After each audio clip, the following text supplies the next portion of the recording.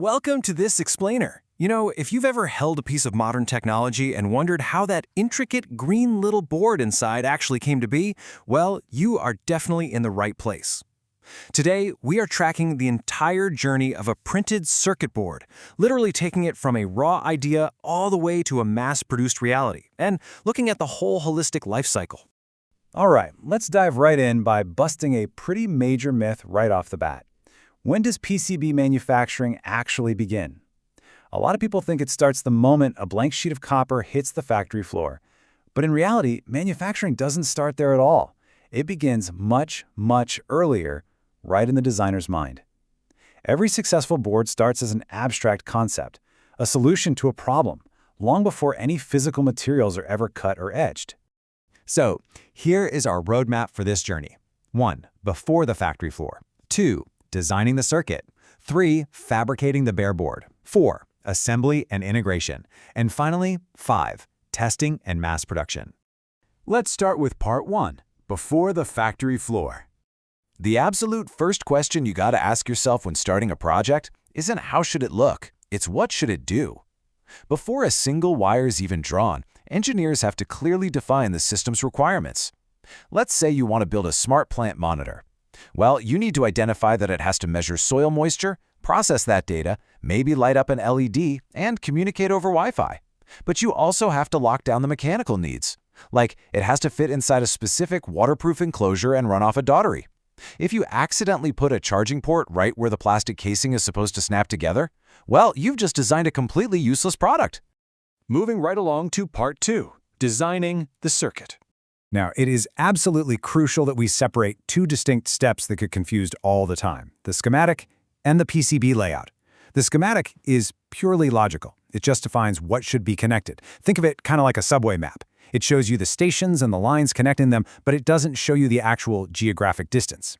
The PCB layout, on the other hand, is the physical reality. It dictates exactly where everything goes, the actual shape of the board, and the literal copper tracks routing the signals. So the schematic is the theory, and the layout is the practice.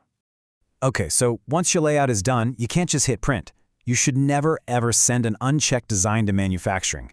We rely on software for an electrical rule check, or ERC, to catch unconnected pins, and a design rule check, or DRC, to make sure our copper tracks aren't too close together. But take a look at that last bullet point: manual review. Automatic software checks just cannot detect every engineering mistake. The software might totally miss that a physical connector is facing inward instead of outward, which means you literally wouldn't be able to plug anything into your final board. And that brings us to a massive concept in electronics: DFM, or Design for Manufacturability. A great designer isn't just thinking about whether the circuit works on a computer screen, they're thinking way ahead about the supply chain and assembly limits.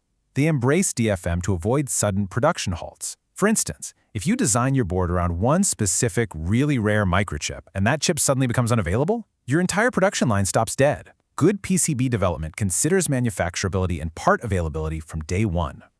Which brings us to part 3. Fabricating the bare board. With our design fully verified, we finally send our data off to the factory. But a factory cannot build a PCB from a simple screenshot of your design software. The design has to be translated into highly specific manufacturing files. Gerber files communicate exactly where the copper, solder mask, and silkscreen text should go, layer by layer. Drill data tells their massive machines exactly where to bore holes for vias and mounting. And the pick-and-place file? That provides the exact X and Y coordinates and orientation for every single component. Alongside those fabrication files, the factory desperately needs a BOM, or Bill of Materials.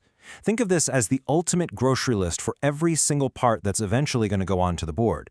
It doesn't just say resistor, it gives the exact value, the package size, the specific manufacturer, and the exact part number.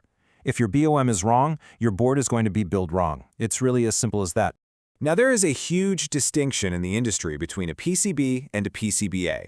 The bare PCB coming out of fabrication has conductive patterns and a solder mask, sure, but it has zero brains yet. It can't actually do anything. The PCBA, the printed circuit board assembly, is what you get after all the electronic components are finally installed and soldered on. Let's look at how that happens in part 4, assembly and integration.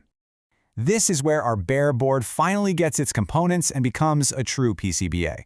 While you might hand solder a single prototype on your lab bench, industrial production relies on automated steps to populate the board rapidly and with crazy accuracy. First, a stencil applies solder paste exactly onto the metal pads. Then, a lightning-fast pick-and-place machine drops those tiny little components right into the sticky paste. The whole board goes through a reflow oven where the paste melts and forms solid electrical joints. And finally, machines use optics and X-rays to inspect the joints, catching microscopic errors human eyes would completely miss. But wait, we are not done yet. Even a flawlessly assembled board is really just an expensive paperweight until it gets its programming. Modern electronic product development combines hardware, firmware, and software. The firmware has to be flashed onto the microcontrollers so they actually know how to read sensors and talk to the outside world, and then the whole assembly is integrated into its final physical enclosure. And that leads us to our final stage, Part 5, Testing and Mass Production. As we shift towards scaling up reliably, you have to remember that you never jump straight from design to mass production. Can you imagine ordering 10,000 boards and discovering a single component footprint is just a millimeter too small? The entire batch is ruined. This escalating, rigorous testing process protects us from catastrophic financial failure. You start with a prototype of maybe 5 boards just to verify the circuit. Then you run a pilot batch of maybe 50 to verify that the factory can assemble it reliably without any glitches. Only then do you move to mass production, where the primary focus flips to speed, cost, and absolute consistency. At this mass production stage, companies become absolutely obsessed with one specific metric: manufacturing yield. This is the proportion of boards produced perfectly on the first try that pass all operational tests. Why is this so crucial? Because high yields directly reduce the overall cost of the final product.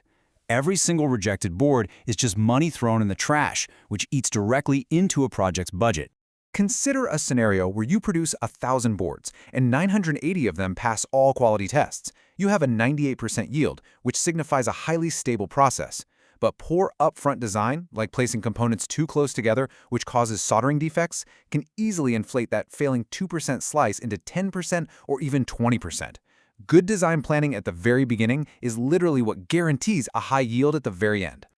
So, the crucial point comes down to this final question. Reflecting on this entire engineering life cycle, from idea to mass production, where does an error cost you the least? The answer? As early as possible. Catching an error in a digital schematic takes 5 seconds and costs absolutely $0 to fix. Finding that same error during mass production is a total disaster that costs time, materials, and massive amounts of money. To wrap up this explainer, always remember that PCB manufacturing is a highly controlled sequential journey. Catching a mistake on day one is the ultimate key to bringing your electronic ideas to life successfully. So next time you tap your smartphone screen or start your car, don't just think about the software.